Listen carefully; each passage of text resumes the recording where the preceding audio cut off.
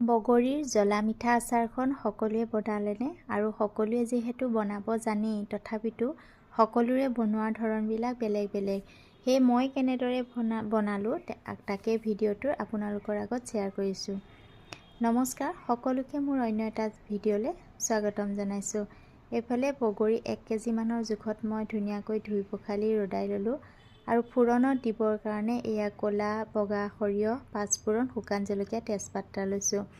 আৰু মছলা হিচাপে মই ব্যৱহাৰ কৰিছোঁ চফ, কালজিৰা, জিৰা আৰু শুকান জলকীয়া।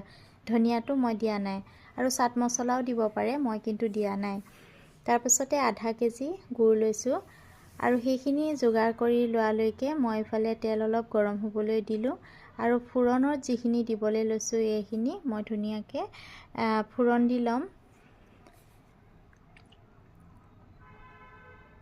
এইখিনি ফুৰণ হোৱাৰ পাছতে মই এইফালে বগৰীখিনি এতিয়া অলপ সময় ভাজি ল'ম, কাৰণ বগৰীটো ভাজি ল'লে ভাল, সেয়েহে ভাজি লৈছোঁ, তেতিয়া আচাৰখন বেয়া হৈও নাযায়।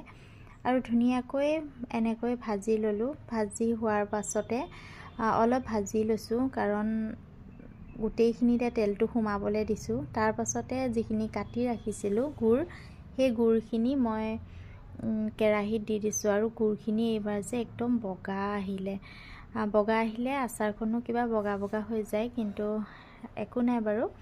তাৰপিছতে এয়া ধুনীয়াকৈ উতলিবলৈ দিলোঁ। একদম চিমত ৰাখি মই কামটো কৰিছোঁ, নহ'লে বহুত বেছি গুড়টো পাক হৈ গ'লে লিকটীয়া হৈ যাব। চিমতে ৰাখিব আপোনালোকেও।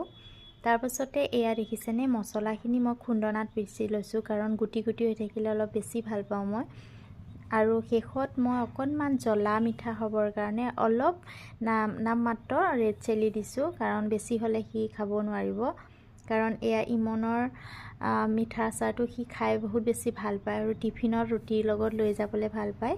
সেইকাৰণে সি যিহেতু মন কৰি আছিলে, মই ভাবিলোঁ বনাই পেলাওঁ। আৰু বনালোৱে যেতিয়া, কিবা এটা কাম কৰিলে আপোনালোকক নেদেখাই ভাল নালাগে, সেয়ে ধুনীয়াকৈ বনাই লৈ আপোনালোককো দেখাইছোঁ। সকলোৱে বাৰু বগৰী আচাৰখন বনালেনে? আৰু কেনেকুৱা হৈছেনো আপোনালোকে জনাবলৈ নাপাহৰিব। আচলতে কালাৰটো, খোৱাটো, টেষ্টটো ময়ে জানিম, নহয় জানো বাৰু? সকলোৱে বনালেনে নাই কমেণ্ট এটা কৰি জনাবলৈ নাপাহৰিব।